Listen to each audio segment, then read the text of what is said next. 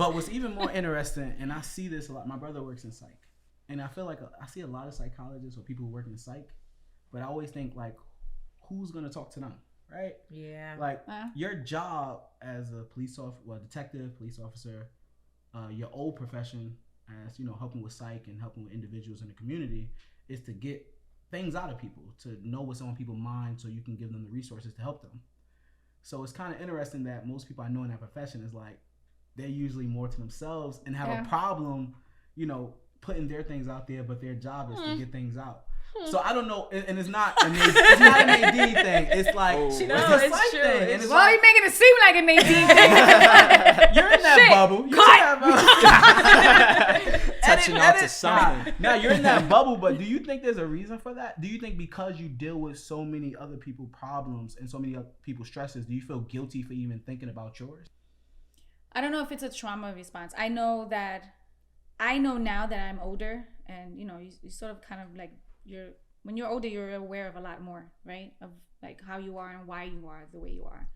I have a lot of like, traumatic experiences that when I was a kid and from the past. And so I think that like a lot of it, that's what contributes to me being so closed off and not being so, I guess emotionally, willing to talk or emotionally, available and willing to talk about my emotions because of my past.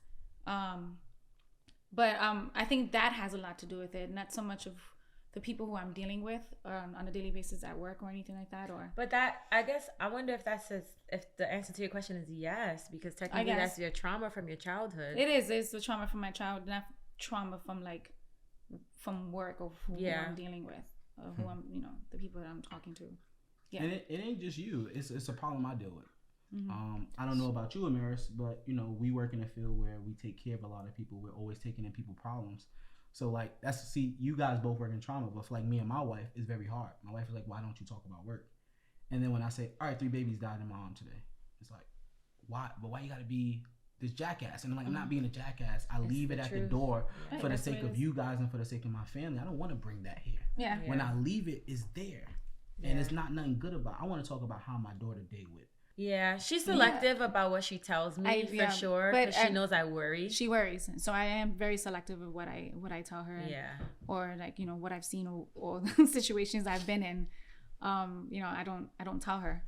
But I mean, I think I've gotten a lot more open about how I'm feeling and what's been going on at work. And I think we could understand each other's dark humor also. Completely. You know how we do. We just literally are like, we'll make a morbid joke and we could both laugh about it kind of thing. Mm-hmm. So I feel like that helps. Like we can be ourselves, we can joke about things, we can talk about serious things, we can talk about death or whatever we experience, and the other person not judging. Like we're not judging each other. Right. Yeah. So I feel like it does strengthen our relationship. Yeah, it does, definitely. Hey, thanks for watching that video. Please hit the like, subscribe, hit that notification bell. We're also available on all audio streaming platforms. Apple, Spotify, Google, iHeartRadio, all the above. We just want to support you. Thank you so much. I'll see you next time. Cheers.